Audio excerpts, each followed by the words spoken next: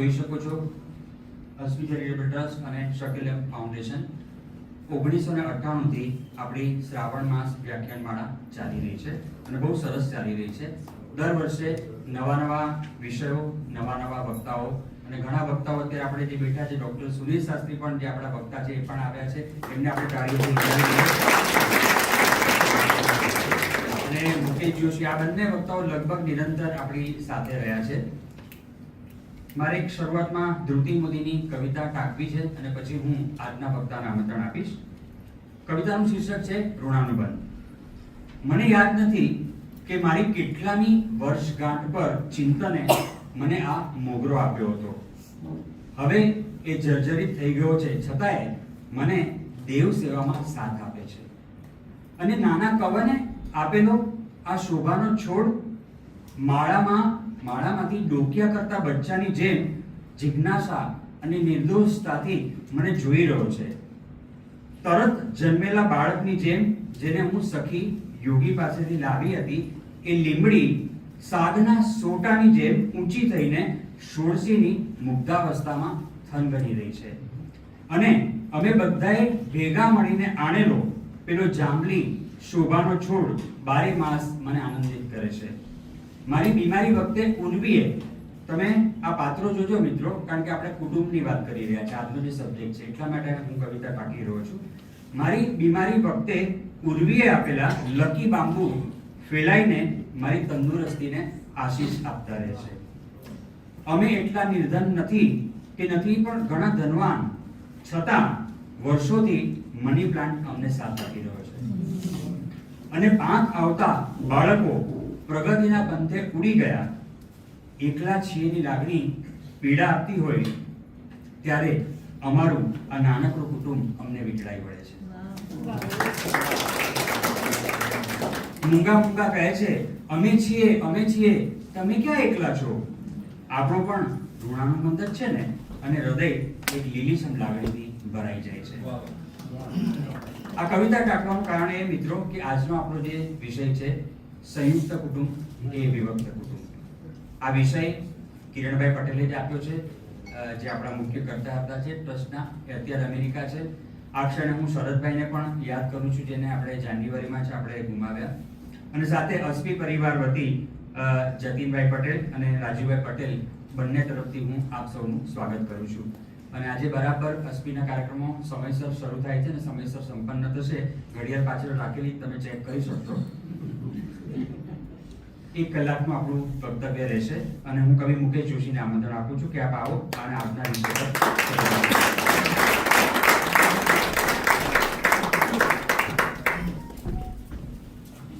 Notification sound વાગ્યો.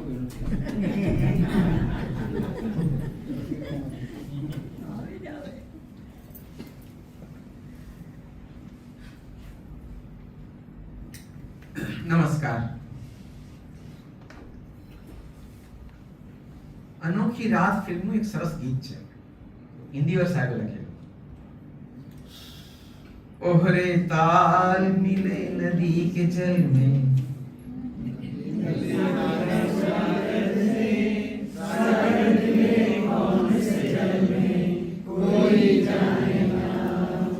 સુરીલા પણ છો, સારું કરો છો.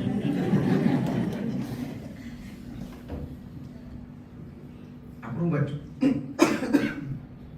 બચપણ કયા દિવસે યુવાનીમાં ટ્રાન્સફર થઈ જાય છે એ આપણને ખબર નથી. યુવાની કયા દિવસે પ્રૌઢાવસ્થા સાથે હાથ મિલાવે છે એ પણ આપણે જાણતા નથી. અને પ્રૌઢાવસ્થા વૃદ્ધાવસ્થા સાથે, પછી વૃદ્ધાવસ્થા ક્યારે મૃત્યુને ભેટે છે એ કાંઈ જ ખબર નથી. અને મૃત્યુ પછી શું થાય છે એ કોણ જાણે છે? જળ જેવું જ આપણું જીવન છે. ઓહરે તાલ મિલે નદી કે જલ में, नदी मिले सागर में, सागर मिले कौन से जल में. તો જળ છે ને, એને કેટલાક વિદ્વાનોએ જીવન સાથે સરખાવ્યું છે. જીવન એ જળ જેવું છે. મારે એટલું મેળવું છે કે મન છે ને એ પણ જળ જેવું છે. મન જળ જેવું છે. તમે જુઓ, જળને ગરમ થતા વાર નથી લાગતી. કેટલાકના મન તો જળથી પણ વધારે ગરમ હોય છે. પણ જળની એક જે રીત છે એ છે, એનું લક્ષણ એ છે કે એને નીચે તરફ વહેવું બહુ જ ગમે છે. તમે એક ટેકરી પર હોવ અને ત્યાંથી તમે એક ડોલ ભરીને જો ઊંધી કરો તો ધડધડાટ કરતું ઢળ નીચે આવી જશે. પણ એ જ તમે ડોલ લઈને નીચે ઊભા હશો અને તેમ ઈચ્છો કે આ ટેકરી પર જળ ચડી જાય તો એની જાતે નહીં જ ચડશે? શક્ય જ નથી. તમે ગ્રાઉન્ડ ફ્લોર પર તમારી પાસે જળનો જથ્થો છે અને તમારે 5મા માળે ફ્લેટમાં પહોંચાડવું છે તો નિઃશંક તમારે પંપ લગાડવો પડશે. જો પંપ નહીં લાગે તો જળ ઉપર નહીં જ ચડે, અને જળ ઉપર નહીં ચડે તો તમારી પ્યાસ નહીં જ બુઝાય.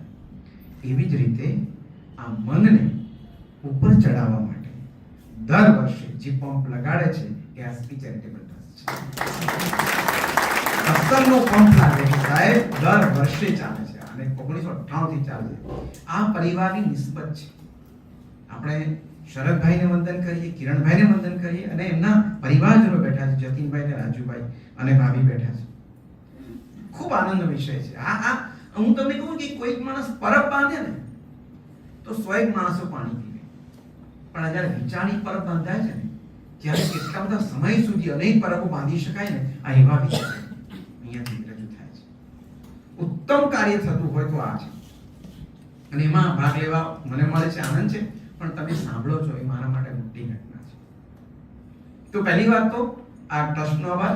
બીજું કે તમે સારું કામ કરો ત્યારે તમને સારા માણસો મળી પણ જાય. બોલો, તમારે રંગે ચંગે લગ્ન કરવા તો સરસ ગોરવાળા જ મળે છે. આ નિયમ છે, ઉલટો નાણી આપે એમ. આ સરસ લગ્ન થાય છે એમાં ગોરવાળા જ આપણા હિતેનભાઈ છે. બસ શું લગ્ન કરાય છે. અને આવતીકાલે એમનો બર્થડે પણ છે એટલે આપણે જરા એકવાર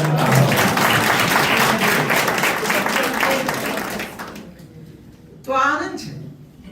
અને આમની સ્થિતિમાં અત્યારે તમે બધા મારા કુટુંબીજનો એવા લાગો છો. જરૂરી નથી કે આપણે લોહીના સંબંધે બંધાયા હોઈએ, પણ જેમ હિતેને વાત કરી કવિતામાં એક મધુમાલતીનું વૃક્ષ પણ આપણા કુટુંબનું સભ્ય બની ગયું હોય, એમ કેટલાક વખતથી તમે આવો છો તો આસ્પી પરિવારના પણ તમે સભ્ય લાગો છો. અને એની વચ્ચે આજે સંયુક્ત કે વિભક્ત કુટુંબની વાત કરીએ પહેલા જગતની સર્વશ્રેષ્ઠ પ્રાર્થનાઓનું કોઈ કલેક્શન કરવાનું મને કહેવામાં આવે કે ચલો તમારી શ્રેષ્ઠ પ્રાર્થનાઓ તમે કલેક્ટ કરો અને એમાં પહેલા પાને કઈ છાપો, શ્રેષ્ઠ પ્રાર્થના કઈ, એવું મને કોઈ પૂછે તો હું આ પ્રાર્થના કહું છું, સર્વે ભવન્તુ સુખિનઃ સર્વે સંતુ નિરામયા. કેટલી સુંદર પ્રાર્થના છે. એમાં શબ્દ જે છે ને એ સર્વેનું બેઠા છે. સર્વે ભવન્તુ સુખિનઃ, જે પણ છે એવું નહીં કે અમારા ધર્મના લોકો નહીં, આ પ્રાર્થનાને માનનારા લોકો નહીં, એ બાઉન્ડ્રીઓ પણ નથી. આ બાઉન્ડ્રી વગરની પ્રાર્થના છે. સૌથી પહેલા આમાં કોઈ બાઉન્ડ્રી નથી. આ ધર્મના લોકો, આ પૃથ્વીના લોકો, એવી પણ બાઉન્ડ્રી નથી. ધારો કે અનેક પૃથ્વીઓ હોય, આપણને ખબર નથી, અનેક આકાશ ગંગાઓ છે, એમાં અનેક જગ્યાએ જીવો હશે, કંઈક હશે, માનવ એલિયન્સ હશે, એ સર્વે લોકોનું સુખ થાય એવી આ પ્રાર્થના છે. સર્વે ભવન્તુ સુખિનઃ. હું શબ્દાર્થ નહીં કહું, તમને ભાવાર્થ કહીશ. પણ સુખી થવા માટેની પહેલી શરત એ છે કે સર્વે સંતુ નિરામય. તમારે સ્વસ્થ રહેવું પડશે. તમને કાલે ભારત રત્ન એવોર્ડ મળવાનું હોય, નામ ઘોષિત થઈ જાય કે કાલે ભારત રત્ન મળશે, તમે ખુશ છો, કારણ કે જીવનનું સર્વશ્રેષ્ઠ સુખ છે. કાલે જગતના મોટા મોટા માણસોની વચ્ચે, આટલી મોટી ચેનલોની વચ્ચે તમને એવોર્ડ આપવાનો છે. મોટું જગતનું સુખ તમને મળવા જેવું છે. આવતીકાલે સવારે ને રાત્રે તમને છાતીનો દુખાવો પડે છે, એવું દુખાવો છે ડોક્ટર કહે છે બાયપાસ હમણાં જ કરવી પડશે, નહીં તો એવોર્ડ આવતીકાલે નહીં મળે. અને તમે બાયપાસ માટે રોકાઈ જાઓ છો, તમે એવોર્ડ માટે જઈ શકતા નથી. તો એવોર્ડ કરતા પણ મોટું સુખ તો તમારા સ્વાસ્થ્યનું છે. એટલે આપણે ગુજરાતીમાં પણ કહેવાય છે, પહેલું સુખ તે જાતે રહે, બીજું સુખ તે ખબર છે વાહ હીરો નીકળ્યા ભાઈ. બીજું સુખ તે કોઠીએ જાર, અને ત્રીજું સુખ તે સુલક્ષણા ના સુંદર નહીં, સુલક્ષણા ના સુંદર. જે પણ સ્ત્રી તમારા સંસારને દીપાવે, મીઠું બોલતી હોય, એનો વ્યવહાર સારો હોય, એવી સ્ત્રી એ ત્રીજું સુખ છે. તો આ સુખમાં જે આપણે ઋષિએ પ્રાર્થના કરી છે એ છે કે સર્વે સંતુ નિરામય સર્વે ભદ્રાણિ પશ્યન્તુ જે લોકો જીવે છે આ જીવન, એમને શ્રેષ્ઠતાનો અનુભવ થાય, ગૌરવનો અનુભવ થાય. હું ગૌરવપૂર્ણ જીવન જીવું છું, આવો અનુભવ થાય. અને પછી માં કશ્ચિ દુઃખ ભાગ ભવેત, કોઈને આવા દુઃખ સહન ના કરવા પડે. અને છેલ્લે ઓમ શાંતિ શાંતિ, ને સુખથી શરૂ થયેલી પ્રાર્થના શાંતિમાં બદલે છે. સૌને શાંતિનો અનુભવ થાય. આપણું જીવન છે. હવે તમને આ પ્રાર્થના શું વચ્ચે લાગે? પણ હવે પ્રાર્થના એટલા માટે લાગે છે કે આ જ પ્રાર્થનામાં હવે સેલ્ફી મોડ કરવો છે મારે.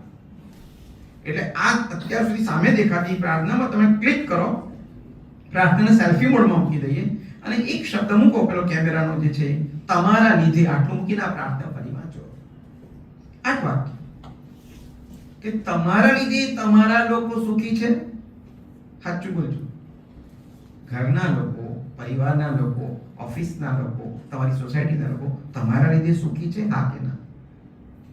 જૂઠા જવાબ આપશો તો ભગવાન જાણી જશે, પણ જાતને પૂછવા જેવું છે. તમારા લીધે કોઈ દુખી તો નથી થતું ને? ઘરમાં, પરિવારમાં, ઓફિસમાં પૂછો તમારી જાત.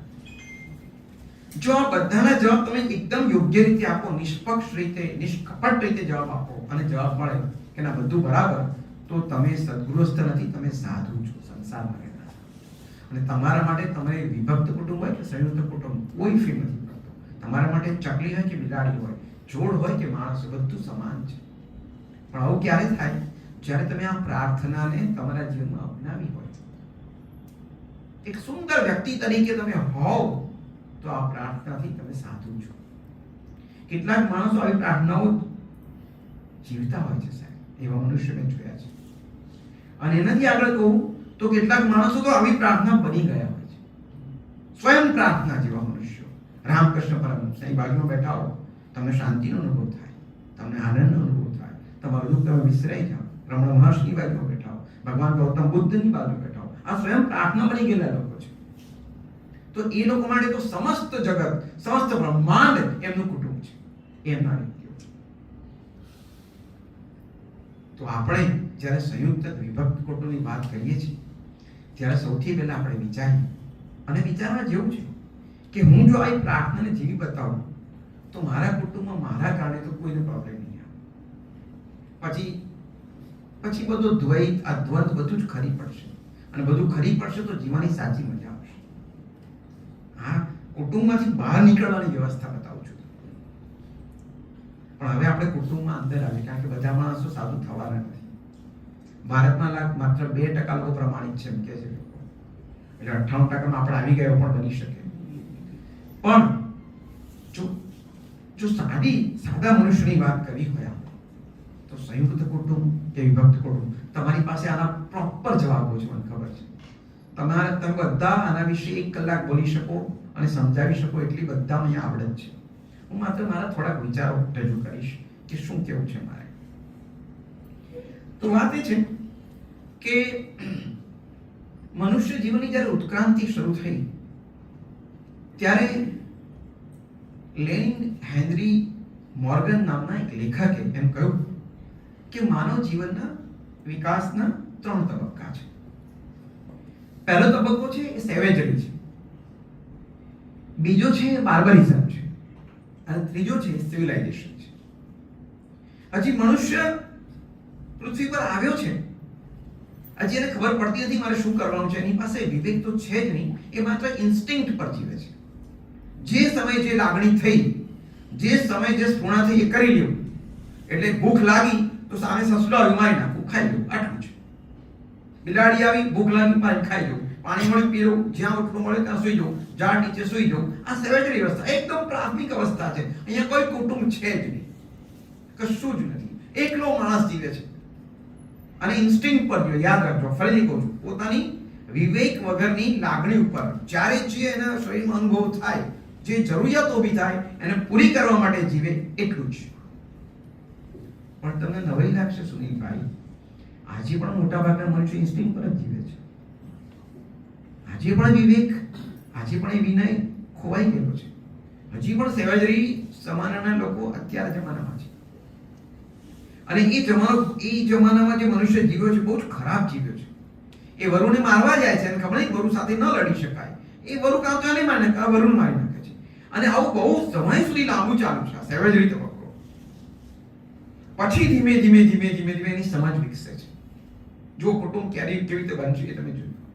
ધીમે ધીમે એની સમજ વિકસે છે અને જે બીજો તબક્કો આવે છે એ છે બાર્બરિઝમ તબક્કો. ત્યારે એને ખબર પડે છે કે પશુને માર્યા સિવાય પણ જીવી શકાય છે અને ત્યારે ખેતીવાડીનું શરૂઆત થાય છે. આ બીજો તબક્કો છે ખેતીવાડી. ખેતીવાડીમાં એક મનુષ્યનું કામ નથી એટલે 2 3 4 જોડે જોડાય છે. 5 6 માણસો એને હેલ્પ કરવામાં જોડાય છે. આમ કરતા કરતા ખેતી અને પ્રાણીઓનો શિકાર તો છે જ, પણ બાર્બારિઝમમાં આ બીજો તબક્કામાં વિકાસ થાય છે. લાંબો સમય આ પ્રક્રિયા ચાલે છે. અને તમે જો આમે પણ પૃથ્વી પણ જ્યારે જન્મ થયો લગભગ 2.5-3 કરોડ અબજ વર્ષ પહેલા, પછી માનવ જીવનને વિકસતા બીજા 1.5-2 અબજ વર્ષ લાગે છે. બહુ ધીમો વિકાસ છે. તો આ બાર્બરિઝમમાં એવું થયું કે મનુષ્ય ટોળામાં રહેતા શીખ્યો છે. હવે ટોળામાં રહે છે, પણ આ ટોળાઓ એકબીજા સામે ખુન્નસ અને હિંસક બનતા હોય છે અને એ એકબીજા માટે યુદ્ધો કરવા, મારી નાખવા, ખૂન કરવા, અપહરણ કરવા એ બાર્બરિઝમમાં ખૂબ ચાલુ છે. બીજો તબક્કો પણ બહુ જ લોહિયાળ તબક્કો છે બાર્બરિઝમ. એના પછી સમજ વિકાસ ઓર આગળ ચાલે છે અને એને આપણે ત્રીજો તબક્કો કે છે મોર્ગન સાહેબ, અને એ છે સિવિલાઇઝેશન. પછી થોડો માણસ સંસ્કૃત થાય છે, સુસંસ્કૃત થાય છે. એટલે હવે કબીલાઓ બને છે, એક ચોક્કસ પ્રકારના કબીલાઓ. એ કબીલાઓને ખબર છે કે આ કામ ખેતીવાડી સિવાય પણ કરી શકાય, જેમ કે લાકડા કામ છે એ અમે કરી શકીશું, આ લુહારી કામ છે અમે કરી શકીશું. એમ જેમ જેમ માણસની સમજ વિકસે છે, નાનું કામ વિકસે છે, એમ કબીલાઓ બનતા જાય છે. પણ કબીલાઓ મોટા છે, કબીલાઓ પોતપોતાના ગામો વસાવે છે અને એ કબીલાઓમાંથી જ્યારે રક્તના સંબંધો વાળા કેટલાક મનુષ્યો ભેગા થવા માંડ્યા કે આ મારો લોહીનો સગાઈ છે, અમારો દીકરો છે, અમારો કાકો છે, અમારો મામો છે, અમારો ફુવો છે, એ જે ધીમે ધીમે સમજ વિકસી અને એમાંથી જે વ્યવસ્થા જન્મી એ કુટુંબ વ્યવસ્થા છે. તો માનવ જગતની જે શરૂઆત થઈ છે એ આમ એકલાપણાથી થઈ છે. એકલો માણસ ત્યારે સમજ નહોતી, પણ જ્યારે ખરેખર કબીલાઓમાંથી કુટુંબ બન્યા ત્યારે શરૂઆત સંયુક્ત કુટુંબથી થઈ છે. તો સંયુક્ત કુટુંબના 4 લક્ષણો છે. સંયુક્ત કુટુંબ કોને કહીશું એમ જ્યારે આપણે પૂછીએ ત્યારે 4 લક્ષણો છે. પહેલું, એક જ નિવાસ સ્થાનમાં બધા રહેતા હોવા જોઈએ. બીજું, એક જ રસોડે બધા જમતા હોવા જોઈએ. ત્રીજું, સહિયારી મિલકતમાં ભાગ હોવો જોઈએ. અને ચોથું, ધાર્મિક વિધિમાં સમાન રીતે ભાગ લેવો જોઈએ. આ 4 શરતોને જે પૂર્ણ કરે છે એને આપણે સંયુક્ત કુટુંબ કહી શકીએ, એવી સમાજશાસ્ત્રની વ્યાખ્યા છે. 4 વ્યવસ્થા છે અને સંયુક્ત કુટુંબ શરૂ થાય છે. હવે તમે જ્યારે કલ્પના કરો, હું તમને 2 દ્રશ્યો આપું છું. નાટક લખ્યા છે એટલે એક દ્રશ્ય છે. રવિવારનો સમય છે, સવારના 10:30 વાગ્યા છે. 3-4 ઓરડાનું એક ઘર છે. એ ઘરમાં એક હિંચકો છે. હિંચકા પર દાદાજી બેઠા છે. બેઠા છાપું વાંચે છે. સામે દાદીમાં બેઠા છે. દાદીમાં બેઠા માળા કરે છે. અંદરના એક રૂમમાંથી એક દીકરો જે છે એ ફોન પર વાતો કરે છે. બીજા રૂમમાંથી એક દીકરો છે એ આરતી કરે છે અને ધૂપ કરે છે. ધૂપ અને આરતીની સુગંધ આવી રહી છે. આગળ 3-4 બાળકો રમી રહ્યા છે. રસોડામાંથી વઘારની સુગંધ આવી રહી છે. એક બાજુ ગરમ બટાટા પૌવા બની રહ્યા છે અને કિલકરાટ ચાલતો હોય આખા ઘર. આ એક અત્યાર બાજુમાં રવિવારનો સમય છે, 10:30 પોણા 11 વાગ્યા છે અને પેલી છોકરી ઉઠીને કહે છે, ડાર્લિંગ કાલ રાતે બહુ મોડું થઈ ગયું પાર્ટીમાં, કશું થશે નહીં યાર, તું ઝોમેટોમાંથી કે મંગાવી લે. બચ્ચું સૂતું છે, હસબન્ડ ફોન કરીને ઝોમેટોથી મંગાવવાનું, 2 જણ ચૂપચાપ ખાય છે નાસ્તો. આ બીજું દ્રશ્ય છે, વિભક્ત કુટુંબ. આ સંયુક્ત કુટુંબ દ્રશ્ય. હવે તમને કહેવામાં આવે કે તમારે 1 કલાક વિતાવવાનો છે, તો તમે આ ઓરડામાં જાઓ કે આ ખંડમાં? તમે ક્યાં જાઓ? ક્યાં હેપનિંગ ક્યાં છે? ભર્યું ક્યાં લાગે છે? વસ્તી ક્યાં છે? કિલકિલાટ ક્યાં છે? આખો વૈભવ છે સંયુક્ત કુટુંબ. સંયુક્ત કુટુંબ ખરેખર વૈભવ છે. આપણે એની વાત કરી છે. કેવો જમાનો જોયો છે યાર. જો સાંભળો, દરેક વ્યવસ્થા હોય એમાં નાના મોટા માઇનસ હોય, નથી એવું નથી. કોમ્પ્યુટર છે આજે આટલું તો એના પ્રોબ્લેમ છે કે આટલું બધું નજીકથી ચશ્મા આવી જશે તમારે, આવી ગયા. પણ જેના લાભ છે સાહેબ, એની નાનકડી વાત કરી છે. સંયુક્ત કુટુંબે સૌથી મોટી શું મજા કરાવી અથવા શું આપ્યું શું આપણને? એને આપણને આપ્યું પરંપરાઓને સાચવીને આપ્યું. આ બહુ મોટું કામ સંયુક્ત કુટુંબથી થયું. પરંપરાઓ સચવાય છે. કેવી? મારા દાદી દર શનિવારે ઉઠીને ગાયને રોટલી ખવડાવતા. દાદીનો નિયમ. હવે એ દાદીનું મારી માએ જોયું એટલે મારી માં પણ ખવડાવવા લાગી. દર શનિવારે રોટલી ખવડાવવાની ગાય. એ પછી મારી આણે જોયું, મારી દીકરી જોયું એટલે એ પણ ખવડાવવા લાગી. આ ગાયને ખવડાવવાની જે પરંપરા છે લાંબી, આ તો એક દાખલો આપ્યો, પણ આવી પરંપરાઓ જે છે કેટલી સચવાઈ આપણે ત્યાં. બળેની જનોઈ અમે વાવણો પહેરીએ છીએ. આ પરંપરા સચવાઈ. દાદાના દાદાઓ પહેરતા નદી કિનારે જઈને બધા ભેગા થઈને 15-25 બ્રાહ્મણો જાય, હાથ સાથે દીકરાઓને લઈ જાય, બધાએ ફરજિયાત પહેરવાની જૂની. એ જૂની પરંપરા હજુ ચાલુ છે. પણ એ સચવાઈ કેવી રીતે? સંયુક્ત કુટુંબને કારણે. કેટલી પરંપરાઓ. અચ્છા, પરંપરાઓ સચવાઈ, સાથે સાથે માણસો સચવાઈ ગયા. સૌથી મોટું કામ એ થયું છે. કેવી રીતે? 4 ભાઈઓ હોય ઘરમાં, એક ધારો કે વિકલાંગ છે, ઓછું કમાઈ શકે છે, ભગવાને શક્તિ નથી આપી એને અમુક પ્રકાર, તો પણ 3 ભાઈની ઇન્કમમાં ચોથો ભાઈ સચવાઈ જાય. ખબર જ ના પડે કે આનો પ્રોબ્લેમ છે. બાકી એકલો વિકલાંગ રહે બિચારો, અલગ ઘર રાખીને કરી શું હાલત થાય? પોસિબલ નથી. ત્યારે આવું ઘણું સચવાય. તો આપણી પરંપરાઓ સચવાઈ, વ્યક્તિઓ સચવાય. સંયુક્ત કુટુંબે સૌથી મોટું કામ આ કર્યું. બીજું શું થયું? સંયુક્ત કુટુંબની મજા સુધી હોય એમાં નાના નાના આનંદો બહુ હતા. તમે જોયા હોય તો તમે અનુભવ, તમે રહ્યા છો બધા સંયુક્ત કુટુંબમાં બધા. હું રહ્યો છું એટલે મને ખબર છે. સંયુક્ત કુટુંબની જે નાની નાની મજાઓ હતી એ કેવી હતી? દાખલા તરીકે દાદા ને બા 10 દિવસ માટે જાત્રાએ જવાના હોય તો એનો રૂમ મોટા ભાઈને વાપરવા મળે, એ સુખ. એક જણ બહાર ગયું, બીજાને સુખ મળી ગયું. આટલું નાની વસ્તુ હોય, આમાં કયું બહુ મોટું કામ થયું? ના પણ સુખ. ઘરે 4 મહેમાનો આવ્યા હોય, હવે ત્યાં એ જમાનામાં કઈ આટલું બધું ખુલ્લું એટલે છૂટથી વાપરવાનો જમાનો નહોતો. આમ હાથ બંધ રાખીને બધા વાપરતા, જે પણ વસ્તુ થતી ઘરમાં. અત્યારે બધું ખુલ્લું છે, જેટલું ખાવું હોય, જેમ પીવું હોય, પણ એ જમાનામાં નહોતું. ત્યારે એ જમાને એવું થતું કે ઘરમાં 4 મહેમાનો આવ્યા હોય તો એ 4 જણ માટે ચા મૂકવાની, તો બીજી ભેગી 4 નહીં થઈ જાય, 8 જણે ચા પીવા મળી જાય. આપણને ખબર છે હાજી બપોરે ચા પીવા મળશે ને, વાહ વાહ મહેમાનો આયા, સારું છે. આ નાનું શું? આ તમને કહું કે સંયુક્ત કુટુંબમાં નાના નાના સુખોથી માણસો જીવ્યા. બહુ મોટા સુખ હતા જ નહીં. ત્યારે ક્યાં અમેરિકાની ટૂર હતી કે વર્લ્ડ ટૂર કરવા લોકો જતા હતા? આ સુખ હતું કે બધી વહુઓ ભેગી થઈ અને પેલે તળાવ કિનારે જાય અને સાસુની બરાબર મેથી વાટે. સુખ. બીજા કયા સુખ? કારણ કે સ્ટ્રેસ તો નીકળવું જોઈએ. એ કઈ ખોટું નથી. એ સ્ટ્રેસ નીકળી જતો હતો. બહાર નીકળી જાય સ્ટ્રેસ, માણસ રિલેક્સ થઈ જતો. એ સુખ. તો આવા નાના નાના સુખોમાં સંયુક્ત કુટુંબો જીવ્યા. પણ તમને એક સાચી વાત કરું છું કે સાહેબ, આ સંયુક્ત કુટુંબોની ટકાવારી ભારતમાં ધીમે ધીમે ખૂબ ઘટી રહી છે. અત્યારની વાત કરું છું તમને, એટલે 2 વર્ષ પહેલાનો જ્યારે સર્વે થયો છે એમાં એમ કહે છે કે ભારતમાં અત્યારે ખાલી 16% કુટુંબ, 16% લોકો જ સંયુક્ત કુટુંબમાં છે. 58 થી 60% લોકો વિભક્ત કુટુંબમાં રહે છે. 58 થી 60%, અને ટકાવારી વધતી જાય છે. સંયુક્ત કુટુંબો તૂટી રહ્યા છે. માત્ર સમજો ને 20 કરોડ જેવા લોકો છે જે સંયુક્ત કુટુંબમાં રહે છે, બાકી બધા તૂટી ગયા છે. તો એક આ જે મોટો પ્લસ પોઈન્ટ જે સંયુક્ત કુટુંબનો હતો કે નાના સુખ અને બીજું સચવાઈ જવાનું સુખ. તમને નાના નાના દાખલા આપું છું ને કે ઘરમાં દાદા બીમાર થયા, હોસ્પિટલાઇઝ કરવા પડે, હોસ્પિટલાઇઝ કરે દાદાને. હવે શું હોસ્પિટલાઇઝ કરો? કઈ ચિંતા નહીં. સંયુક્ત કુટુંબમાં કોઈ ચિંતા નહીં. મોટા ભાઈ બિલ ભરી આવશે, મોટા ભાભી રાંધી કાઢશે, 2 જણા ટિફિન આપી આવશે, રાતે નાનો ભાઈ સુઈ જશે હોસ્પિટલમાં, વાર્તા પતી ગઈ. એકદમ બધું સચવાઈ ગયું.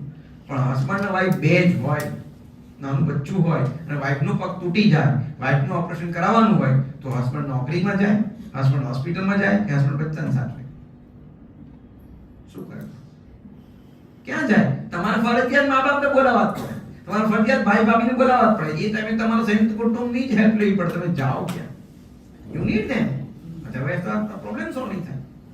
તો આ જે સચવાઈ જવાની દાદાજીની બીમારી આવી, અને સાહેબ સૌથી મોટી બીજી વાત શું હતી સંયુક્ત કુટુંબમાં?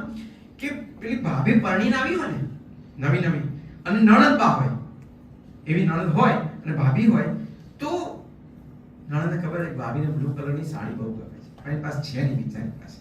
આવી છે પણ બસ છે નહીં.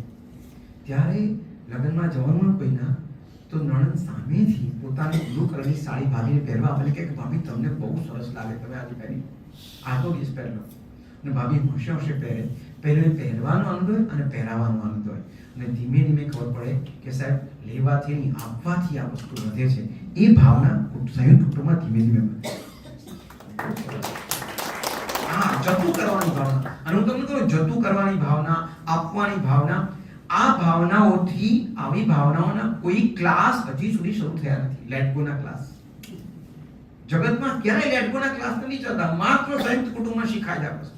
અને જ્યારે મમ્મી આપતા શીખે, એ બચ્ચાને ખબર પડે કે મારી મમ્મી આવો ડ્રેસ કોઈને આપી દે છે, કે મારા પપ્પા કોઈની વસ્તુ આપી દે, તો બચ્ચાઓ પણ આપને આપ શીખ જાય. આખી પેઢી તૈયાર થાય, ત્યાગવાળી, સમર્પણવાળી. એ સંયુક્ત કુટુંબમાં થયું. આ ભારત દેશ અત્યારે આપણે ગૌરવ અનુભવીએ છીએ કે આપણા બધા આવા આપણા ઇમોશનલ લોકો, અને અમેરિકાથી અત્યારે પણ લોકો ડિસેમ્બરમાં બધા મળવા અત્યારે ખબર છે, બધા લોકો આ ડિસેમ્બરમાં ભાઈ અહીંયા તો બહુ ફિલિંગ બહુ ફિલિંગ, બધું આ ફિલિંગ જ છે અહીંયા. એટલે બધું તૂટી ગયું છે. આ તો બધું આ તૂટેલા ઘર જો તમે આખા ઘર જો તો ખબર ફિલિંગ કોને કહેવાય. આપણે એક સાચે સાચ તો વિરાસત ખોઈ રહ્યા છીએ. આનું દુઃખ છે. સંયુક્ત કુટુંબ તૂટ્યા એનું દુઃખ તો છે. બીજી એક સરસ વસ્તુ શું હતી કે એક જ ધંધામાં, એક જ નોકરીમાં ત્રણ ભાઈઓ લાગેલા હોય, પિતાજી પણ લાગેલા હોય, એક સરખે બધાની ઇન્કમ આવતી હોય, તો ઉન્નતિ કેટલી ફાસ્ટ થાય, તમારું ઘર કેટલું આર્થિક રીતે ઉપર આવી જાય.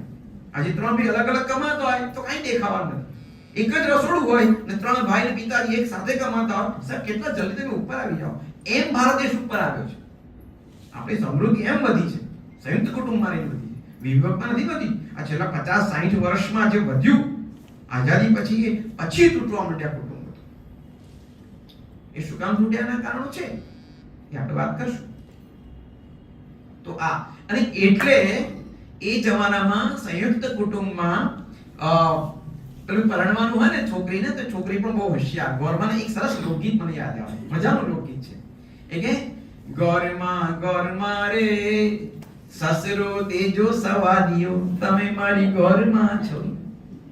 ગોરમાં ગોરમાં રે સાસુ દેજો ભૂખાળવી, તમે મારી ગોરમાં છો. ગોરમાં ગોરમાં રે નણંદ દેજો સાહેરડી, તમે મારી ગોરમાં. આવું આવું માંગે છે પેલી છોકરી જયા પાર્વતીને વ્રત કરતા. અને શું માંગ્યું? સસરો દેજો સવાદીઓ, ચટ્ટા કે દાળ ખાવાળો મારો સસરો જોઈએ. એવું મોળું ચણ ખાય વાળો તો મજાનું આવે. આ છોકરી ખાવાની શોખીન હોય અને સસરાનું જો, કારણ કે ઘરમાં રાત તો સસરાનું ચાલવાનું છે. હવે સરહદ મોળું ચણ ખાતો હોય તો ઘરના લોકો શું ખાતા હશે? એમાં શું મજા આવે? એટલે એક તો સસરો સ્વાદિષ્ટ ખાનારો જોઈએ. જો એની માંગણી જુઓ, છોકરી કેટલી હોશિયાર માંગવા. અને લોકગીત છે આપણે, સસરો દેજો સવાદીઓ, તમે મારી ગોરમાં છો. અને આટલું નથી ચાલવાનું, આટલું કોમ્બિનેશન પૂરું ના થાય. સસરા સવાદિયાથી કાઈ ના થાય, પણ સાસુ દેજો ભૂખાવડી. પેલી ભૂખડી બારસ હોય ને તો જયારે ખાવાનું મન થાય. વારે ઘડી ખાવાનું મન થાય તો વારે ઘડી સ્વાદિષ્ટ બનાવે, એ બનાવે પેલો ખાય તો આપણે ખાવા મળે. આપણું કામ થઈ જાય. ગોરમાં ગોરમાં રે સાસુ દેજો ભૂખાડવી, તમે મારી ગોરમાં છો. ગોરમાં ગોરમાં રે નણંદ દેજો સાહેરડી. આહા, એક તો મારી ઉંમરની આપજો અને મારી બહેનપણીઓને એવી નણંદ આપજો. અમે શેર કરી શકીએ, કપડા શેર કરી શકીએ, થોટ શેર કરી શકીએ, એકબીજા સાથે દુઃખ શેર કરી શકીએ. એક તો નણંદ એવી આપજો. અને પછી કહે છે ગોરમાં ગોરમાં રે કંચ દેજો કયા કરો, તમે મારી ગોરમાં છો.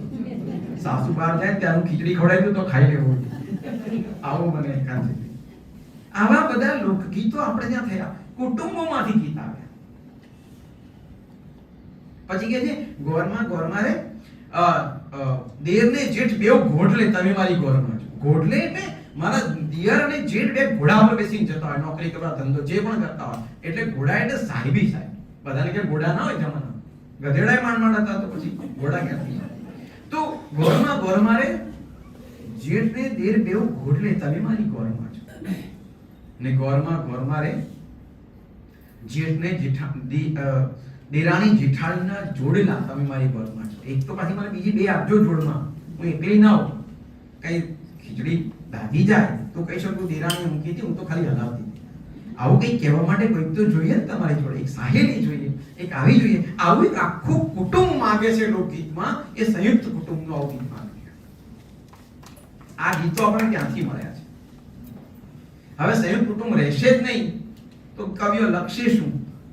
કાંઈ લખવાના નથી. હવે અમને એવું દેખાતું, મને નથી દેખાતું તો શું લખવાનું? કુટુંબ જ નથી રહેતું તો શું લખવાનું? એક બીજું ગીત યાદ આવે છે. આ લોકગીતની મજા એ કે એક છોકરી છે ને એના ગરીબ કુટુંબમાં લગ્ન થાય. ગરીબ કુટુંબ એટલે સાસુ સસરા બધા ઠીક હતા, પણ એને એમ હતું કે કાંઈ નહીં, ચલ મારો વર તો બરાબર હોય, સી કુટુંબ તો ચાલી જશે, પણ મારો વર કેવો હોય તો કે વર બરાબર હશે ને તો વાંધો નહીં, પણ અહીંયા આવ્યા પછી તો પડે અરે યાર બડા લોચા. ઓકે, કેવો લોચો થયો? યા ગીતનું સાંભળો કે સવા બશેરનું મારું દાંતડું વેલો ગળ્યો લાલિયા લુહારે મુજા વાલમ જીલો હવે નહીં જાઉં વીર વાડે વારેલો. શું યા કરતા? આ કવિતા કઈ નથી. હસબન્ડ હવે બે બિચારા મજૂરી કરવાની છે, નાનકડું કુટુંબ છે, મજૂર કઈ મજૂરી કરે કોઈ ખરાબ કામ નથી, પણ પ્રોબ્લેમ આ છોકરી એ છે એક તો સવા બસ્સેનું દાંતરડું હાથમાં પકડાઈ ગયું, એક તો કુણી કાકડી જેવી અને હાથમાં દાંતરડું પકડાયું. એ તો ઠીક, અને પેલો લાલિયો લુહાર છે એને મુઠ્ઠું જડ્યું હારા હરકું એને ધાર પણ નથી કાઢી એવું પકડાયું છે. તો કે હવે નહીં જાઉં વીડવા, ને વીડ વાઢ હોય એટલે ખબર છે નકામું ઘાસ કાઢવાનું હોય છે એને વીડ વાઢવા કહેવાય કે હવે નહીં જો આની સાથે નહીં જાઉં. પછી એને ફરિયાદ છે કે પરણે બાંધ્યા છે 5 પૂળા રે લોલ મેરે બાંધ્યા છે 10-20 રે મુજા વાલમ. એક તો નબળો કામ કરતો નથી, હું 10-10 15-15 પૂળા બાંધું ત્યાં સુધી આ 5 પૂળા બાંધી બેહી રહ્યો. હવે આની સાથે હું નહીં જોય. પછી પરણ્યો લાવે છે 4 પાવલી રે લોલ હું રે લાવી રૂપિયો 1.5 રે મુજા વાલમ જીલો. કમાઉં પણ હું વધારે, મહેનત પણ હું વધારે કરું, ના ડોબા શંકર તો ભાઈ કરતા નથી, આની સાથે હું શું જીવન જીવું? આવું પણ જીવન છે. આ ગીતો આપણને મળ્યા સંયુક્ત કુટુંબ. આવી મજા. તો એક સંયુક્ત કુટુંબનો એક સરસ મને દાખલો પણ મારે અમને કહેવો છે કે જો કેવું થાય છે. મેં તમને કહ્યું એમ આર્થિક ઉન્નતિ થઈ, સંસ્કારોનું વહન થયું, પરિવારો સચવાઈ ગયા, અને સૌથી મોટું સુખ કયું ખબર છે? સંયુક્ત કુટુંબનું જે આજે મોટું દુઃખ બની ગયું છે એ સુખ એ છે કે આટલા બધા લોકો હોય ને ત્યારે તમને કદી એકલા પણ ના લાગે. You do never feel loneliness. તમને પડવા ના દે ને એકલા તમારા સાસુ સિંગ ફોર વિનાક બેટા ના અરે કઢી ઉકાળી નાખો, તુલસીમાં પાણી રેડી દો, દિવેટો કરી નાખો, તમને ક્યાં નવરા પડવા દે? તમે કદી એકલા છો જ નહીં. તમે ઘરમાં 10 જણા ભટકાતા હો તો જે એકલાપણાનો અહેસાસ છે, એનો જે સ્ટ્રેસ છે એ કદી સંયુક્ત કુટુંબમાં નથી આવતો. આ બહુ જ મોટી ઘટના. આ વિભક્ત કુટુંબને જો સૌથી મોટો ગેરલાભ હોય તો એનો આ છે. બીજા બધા તો સમજ્યા, વિભક્ત કુટુંબમાં આ તકલીફ થઈ ગઈ છે. બહુ લોનલી ફીલ કરે. હસબન્ડ વાઈફ બંને બેઠા બાજુમાં, એકનો ફોન ઓસ્ટ્રેલિયા ચાલતો હોય, બીજીનો લંડન ચાલતો હોય, બંને બાજુમાં બેઠા હોય, બંને એકબીજાથી 1000 કિલોમીટર દૂર બેઠા હોય, એવી ફીલ છે. એની વચ્ચે આ સંયુક્ત કુટુંબની વાત છે. એટલે જે લોનલીનેસ હતી એ હતી. અને સૌથી મજા એ હતી કે દાદા દાદીની સાથે જે નાના બચ્ચાઓ બેસતા હોય અને એ જે કિલકાર થતો હોય, જે દાદા વાર્તા કહેતા કે દાદી વાર્તા કહેતા હોય, એની જે મજા હતી એના કારણે ઘણું જે વાતાવરણ રહેતું એ વાતાવરણ પણ આ બે જણામાં નથી રહેતું.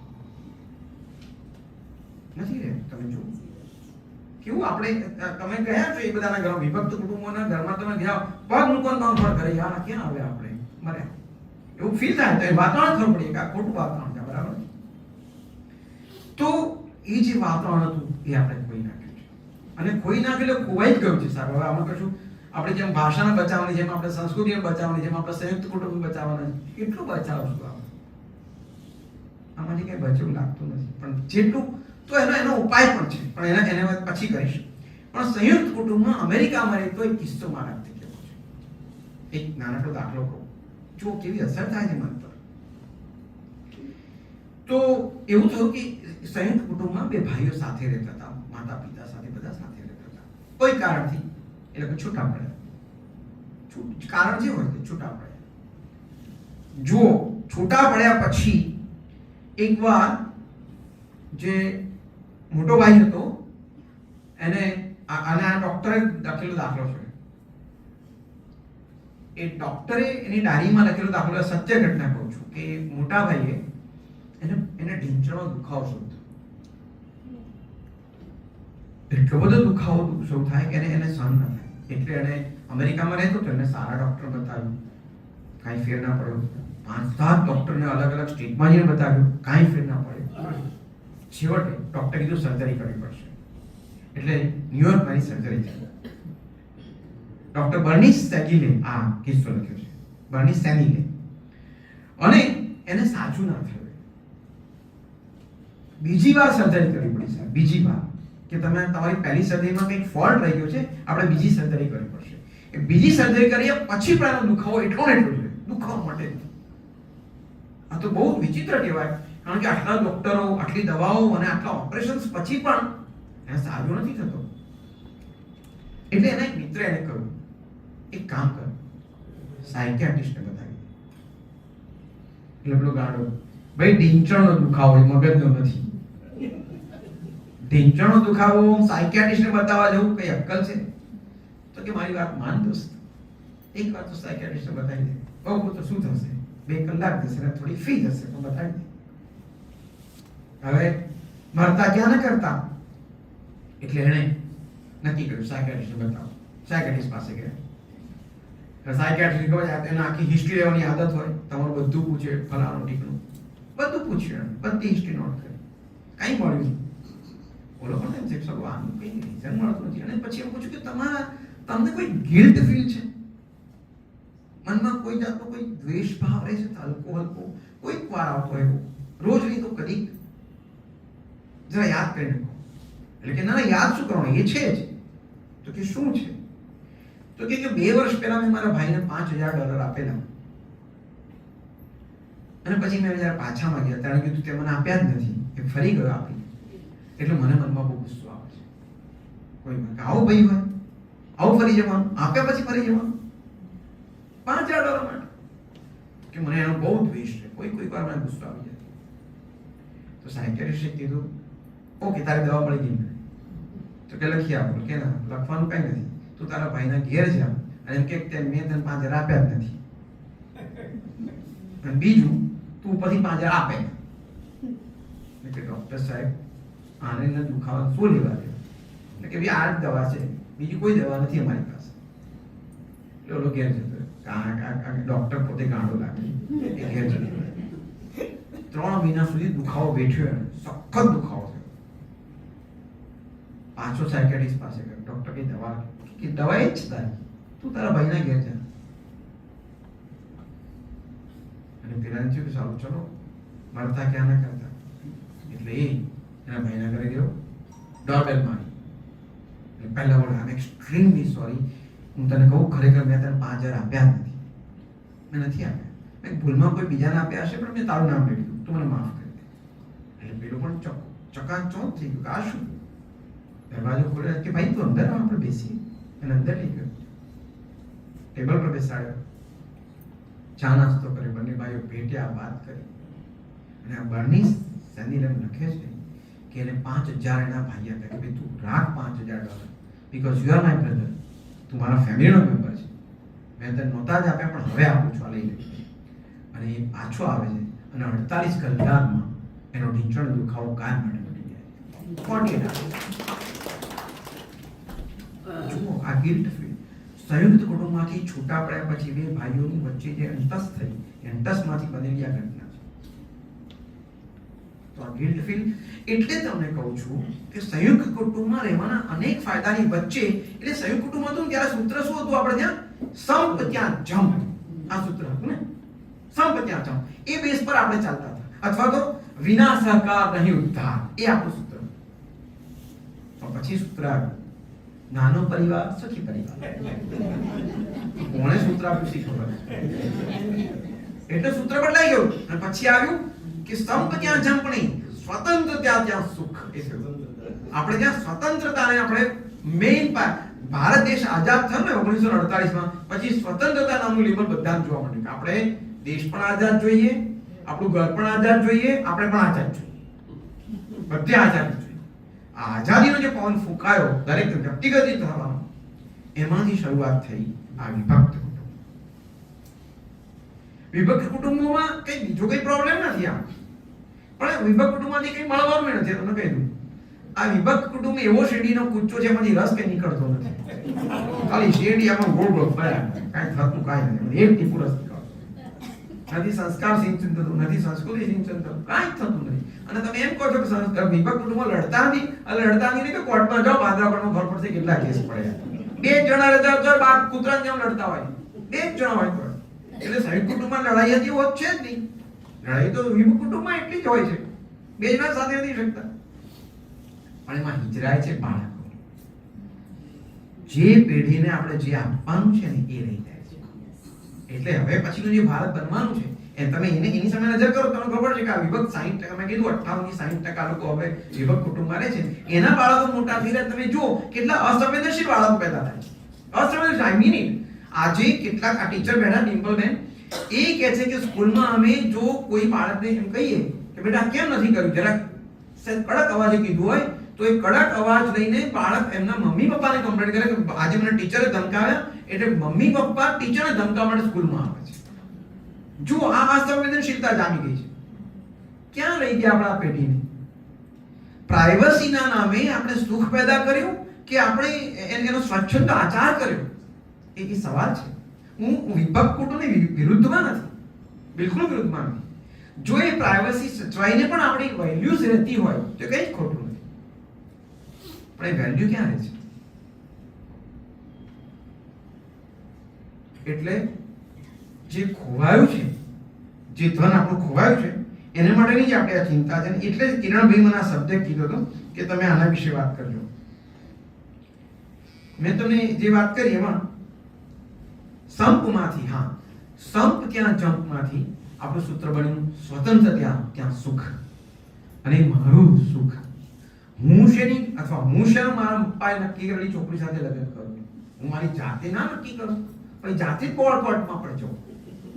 એ પણ નીચે લખવું જોઈએ, હા જાતે જ કોર્ટમાં જઈશ, પછી પપ્પાને નહીં કહું, પપ્પા ચલો લઈ જાઓ. તો આ જે ઘટના છે, એટલે હવે છે ને, પણ તોય મને એવું લાગે છે કે ખાલી મનમોટાવને કારણે કુટુંબો તૂટ્યા એવું નથી, બીજા પણ કેટલાક કારણો છે. જેમ કે નાના ગામમાં કુટુંબ રહેતું હોય, સાથે રહેતું હોય, પણ હવે ત્યાં નોકરી ધંધા રહ્યા નથી, તો ભાઈઓએ કમાવા માટે બહાર નીકળવું પડે છે, ઘરમાંથી બહાર નીકળવું પડે, તો પોતાની પત્ની બહાર જાય તો એક વિભક્ત રહે, એમાં કંઈ ખોટું નથી. આવી ઘણી બધી શક્યતાઓને કારણે આપણા ત્યાં કુટુંબો ધીમે ધીમે નાના થઈ ગયા, નીકળી ગયા, છૂટા પડી ગયા, એનું વાંધો નથી. પણ આનો ઉકેલ શું છે? સંયુક્ત કુટુંબમાં રહેવાતું નથી, વિભક્તમાં કઈ મજા નથી, તો આનો ઉકેલ શું છે? હું આનો ઉકેલ માનું છું, ઉકેલ તો નથી આપી શકતો, પણ હું માનું છું કે આપણે ભલે જોડે ના રહીએ પણ આપણે સાથે રહેવું. તમને એક સરસ દાખલો આપું.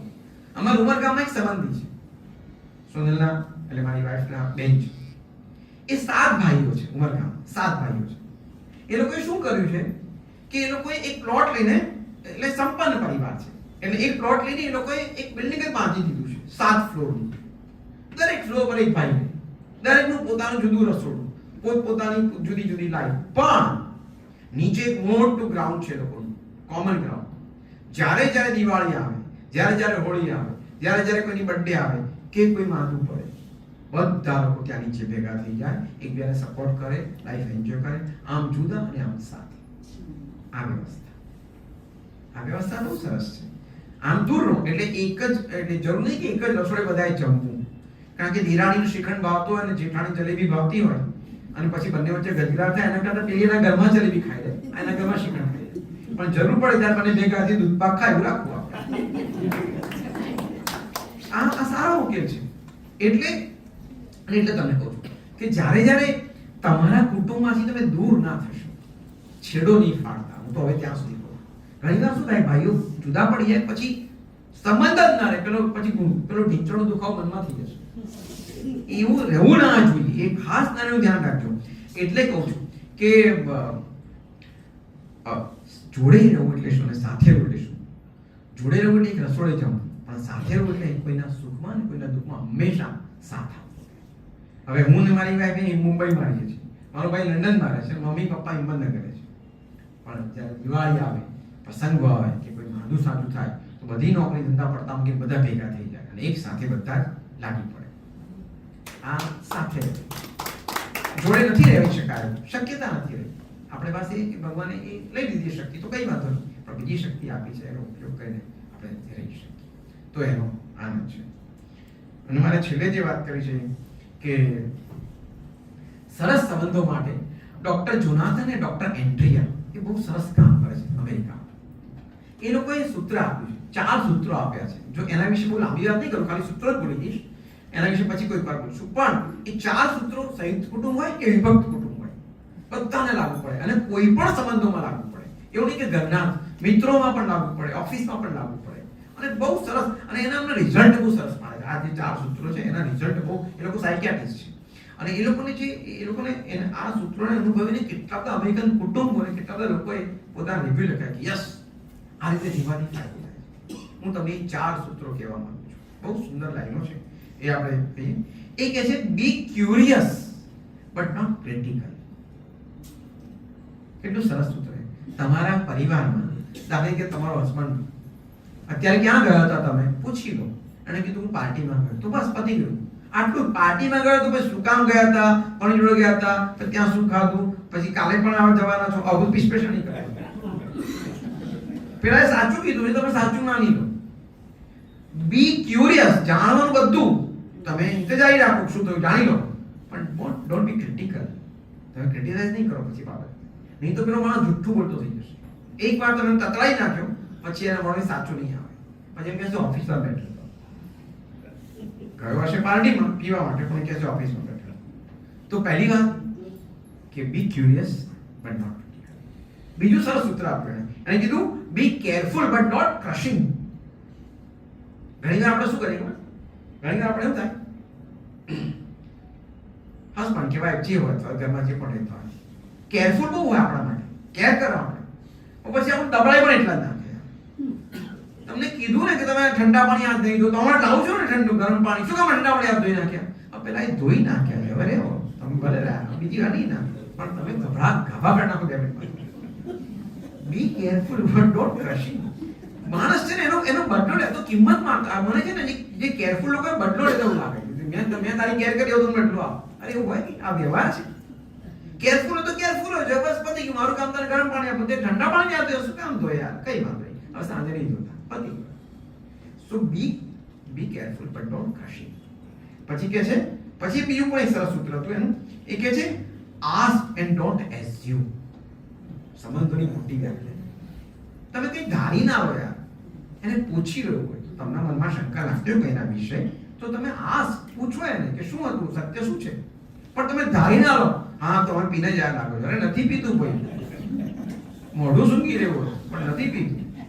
પણ આસ્ક ડોન્ટ એઝ્યુમ. પણ ઘણા તો ધારી ના મોઢા હોય ને 3 દિવસથી ચોક્કસ કંઈક લાગુ પડી ગયા લાગે છે. Ask don't assume. અને છેલ્લું કનેક્ટ બિફોર કરેક્ટ. તમારે કોઈને કંઈક કરેક્ટ કરવું હોય, આ તો બહુ સરસ સૂત્ર છે. તમારે કોઈને બી કરેક્ટ પણ કરવું હોય ને તો તમારે વિશ્વાસ માટે એટલા વિશ્વાસમાં તમારે છે કે તમારો એક શબ્દ તમારે કેવો જ ના પડે, સમજી જાય કે શું જવાબ.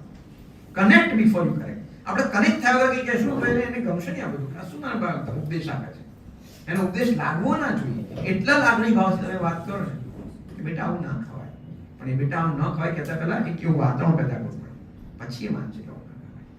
તો કનેક્ટ બિફોર યુ કરેક્ટ. જો આવા સૂત્રો, આ 4 સૂત્રો જો આપણે બરાબર અપનાવીએ તો આપણા સંબંધોમાં પણ એટલી જ મીઠાશ અને આપણા સંયુક્ત કુટુંબ હોય કે વિભક્ત કુટુંબ હોય આપણે બધા એમાંથી બચી શકીએ અને સુંદર જીવન આપણે જીવી શકીએ.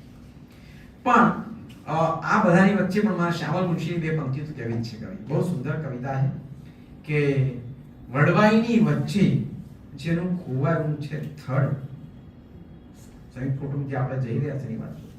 વડવાઈની વચ્ચે જેનું ખોવાયું છે થડ, એક લાકડી ટેકે ઊભો દાદા નામે વડ. વડવાઈની વચ્ચે જેનું ખોવાયું છે થડ, એક લાકડી ટેકે ઊભો દાદા નામે વડ. અને ભાગ દોડના દિવસો તો ભાગીને દોડી ગયા, ભાગ દોડના દિવસો તો ભાગીને દોડી ગયા, જીર્ણ શરીરે કરચલીઓના નકશા છોડી ગયા.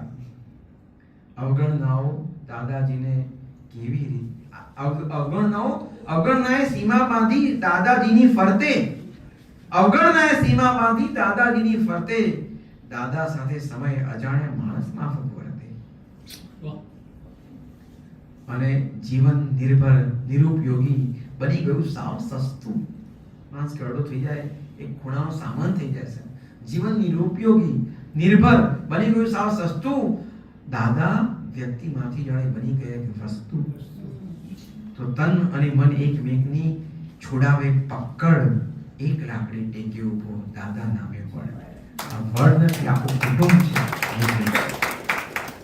તો એની સામે સંયુક્ત કુટુંબ અને વિશ્વ કુટુંબની વાત કરતા ઉદયન ઠક્કરે સરસ કવિતા લખી. બહુ સરસ મજાની કવિતા, કુટુંબ વિશેની કવિતા, નાનકડી કવિતા. એમાં તમને કેવી છે, કહે છે કે મને થયું લાવ દીકરીને શીખવું કુટુંબ એટલે શું. મને થયું લાવ દીકરીને શીખવું કુટુંબ એટલે શું. પૂછ્યું તારું નામ શું?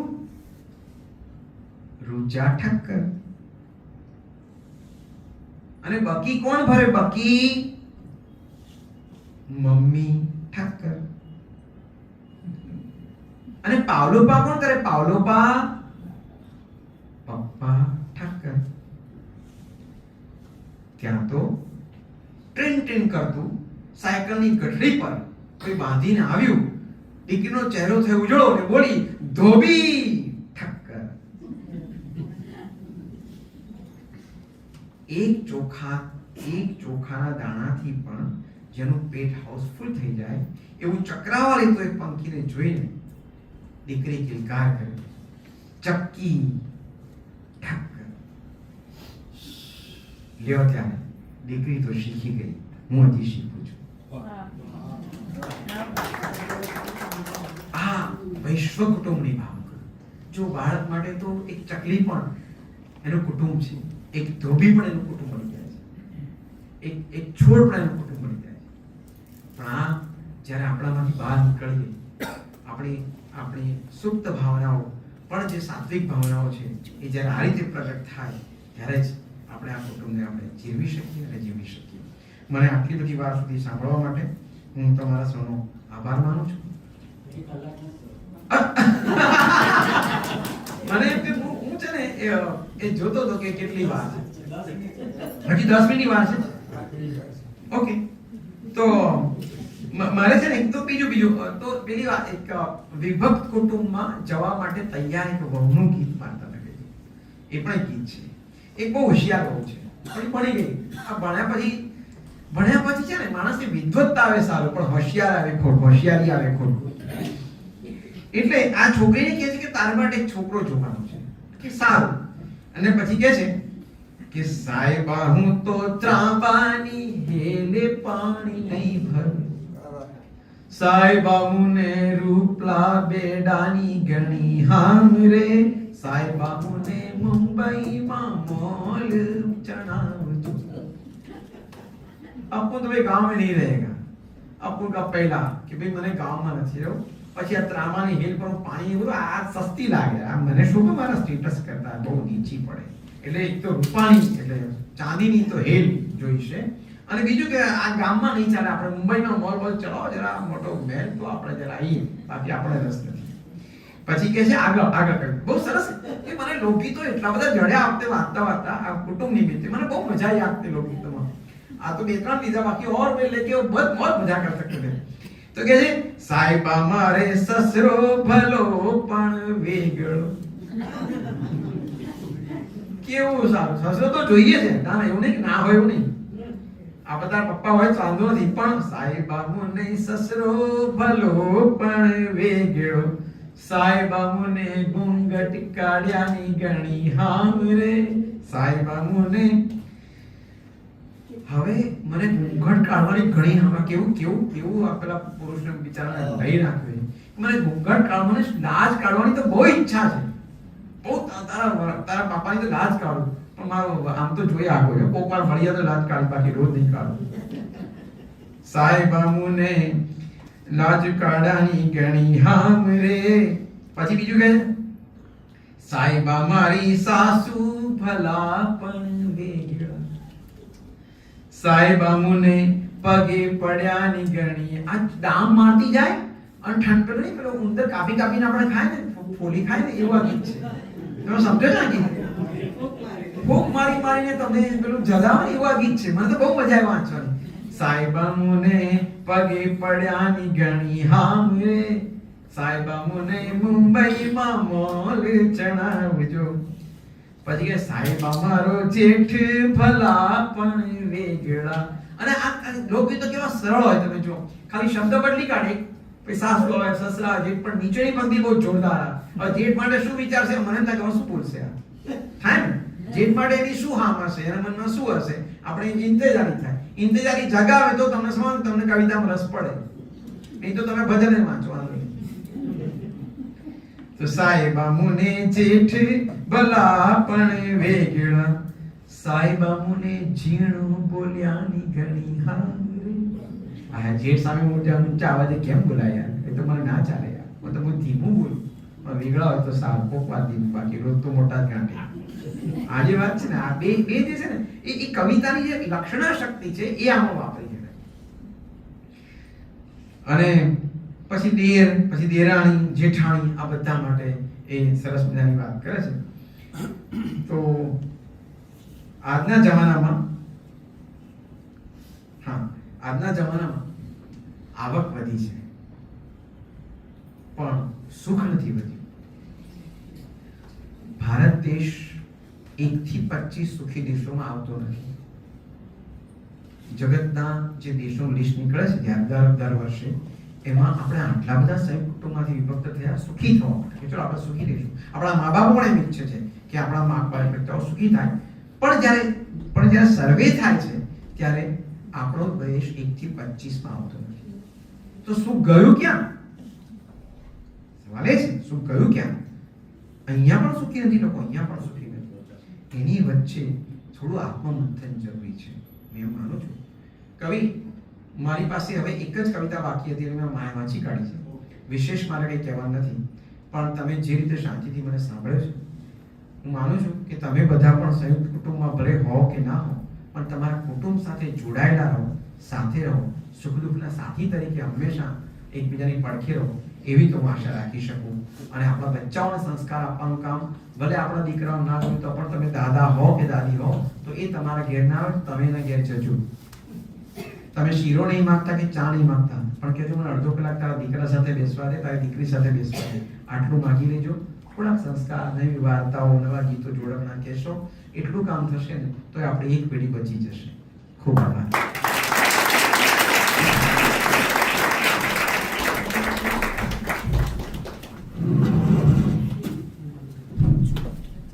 મુકેશભાઈ ઘણી સરસ વાતો કરી. ઉદયન કાકાની એક પંક્તિ યાદ આવે છે.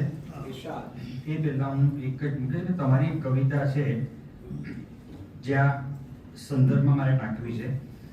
સંબંધની વાત કરી. બસ એ જ સંબંધો સાચા જેની પાસે સ્વયં ખુલતી હોય હૃદયની વાચા. બસ એ જ સંબંધો સાચા જેની પાસે સ્વયં ખુલતી હોય હૃદયની વાચા, ને લાલ ચોળ તડકાઓ જ્યારે જમણો હાથ ઉગામે. લાલ ચોળ તડકાઓ જ્યારે જમણો હાથ ઉગામે, એવે ટાણે છત્રી લઈને મળી જાય એ સામે. એવે ટાણે છત્રી લઈને મળી જાય એ સામે. સાચવવાની લાય નહીં, સાચવવાની લાય નહીં, ને છતાં રહે ન કાચા, એ જ સંબંધો સાચા. ને સમજણનું આકાશ હોય ને હોય સ્મરણની સીડી. સમજણનું આકાશ હોય ને હોય સ્મરણની સીડી. બંને પાસે સાકર તો એ બંને જાણે કીડી. બંને પાસે સાકર તો એ બંને જાણે કીડી. ને ગમે ત્યાંથી સ્પર્શો, ગમે ત્યાંથી સ્પર્શો, ના તો ક્યાંય અહમના ખાંચા. બસ એ જ સંબંધો સાચા. સરસ બધી વાતો કરી મુકેશભાઈએ. મને મારું ભુલેશ્વરનું ઘર યાદ આવી ગયું. સંયુક્ત કુટુંબ, વિભક્ત કુટુંબ, હું તો વિસ્તૃત કુટુંબની વાત કરું છું. મુંબઈમાં ત્રીજો ભોયવાડો ભુલેશ્વર સ્વામિનારાયણ બિલ્ડિંગ, 4 માળનું બિલ્ડિંગ છે અને હજી પણ છે બિલ્ડિંગ. અને એક ફ્લોર પર 40 રૂમો. ચોખ્ખું 160 રૂમો, એક બિલ્ડિંગ, નાનકડું નગર. અમે જ્યારે બાળકો હતા, નાના હતા, ત્યારે આ 40 રૂમમાં મમ્મી પપ્પા જે બધાને ઓળખે, નામથી ઓળખે. અમે પણ ઓળખતા થયા. દીકરીનું નામ, દાદાનું નામ, બધાના નામ ખબર હોય. કયા ફ્લોર, કયા રૂમ નંબરમાં કેટલા લોકો રહે છે એ પણ ખબર હોય. અને મજાની વાત એ કે માંદે સાથે કોઈ પણ હોય ને તો 40 રૂમમાંથી બધા ભેગા થઈ જાય. બાળકને તાવ આવતો હોય કે બાળકને સાચવવાનું હોય 4-5 કલાક માટે, કોઈ પણ હોય તો બધા લોકો ભેગા. ઝઘડે પણ એટલા રે પાછા 40 સિસ્ટમમાં, એટલે ઝઘડા પણ એટલા જ થાય. પણ તમારો સમય સાચવી લે. કોઈને હોસ્પિટલ લઈ જવાનો, કોઈનું ડેથ થયું હોય, કોઈ બહાર ગયું હોય, તો આ વિસ્તૃત સંયુક્ત કુટુંબ અહીંયા વિભક્ત કુટુંબ પર આવી ગયા છે. ત્યારે એક વખતે વિસ્તૃત કુટુંબની આપણી પરંપરા હતી. મિત્રો, આવતા શનિવારે પાછું આપણે મળીશું. ડોક્ટર નિરંજના જોશી પોતાનું વક્તવ્ય આપવા માટે આવવાના છે 2 ઓગસ્ટ. એ પહેલા ઉદયન ઠક્કરની 4 પંક્તિ સાથે આજનું વ્યાખ્યાન સંપન્ન કરીએ. એમણે લખ્યું છે કે ચીસ પાડી ઉઠવાની એક વેળા હોય છે. બાંદ્રા પોર્ટની વાત કરી. ચીસ પાડી ઉઠવાની એક વેળા હોય છે, ત્યાં સુધી ઘડિયાળના હોઠો ભીડેલા હોય છે. ત્યાં સુધી ઘડિયાળના હોઠો ભીડેલા હોય છે ને એમની ટકટક ભલે વેળા કવેળા હોય છે. એમની ટકટક ભલે વેળા કવેળા હોય છે, હાથ જાલી સાચવી ટાણું ઉભેલા હોય છે. ગમે એટલા અણગમા હોય, ગમે એટલી અનબન હોય, પણ છતાં પણ કુટુંબ સાથે રહે એ બધા જ માટે ફાયદાકારક હોય છે. તો અસ્પી પરિવાર વતી આપ સૌનો આભાર માનું છું. જતીનભાઈ, રાજીવભાઈ વતી, અસ્પી ચેરિટેબલ ટ્રસ્ટ અને શકીરમ ફાઉન્ડેશન વતી આપણે બીજા વ્યાખ્યાનમાં મળીશું આવતા શનિવારે 2 ઓગસ્ટ રાત્રે 8 વાગે. ડોક્ટર નિરંજના જોશી.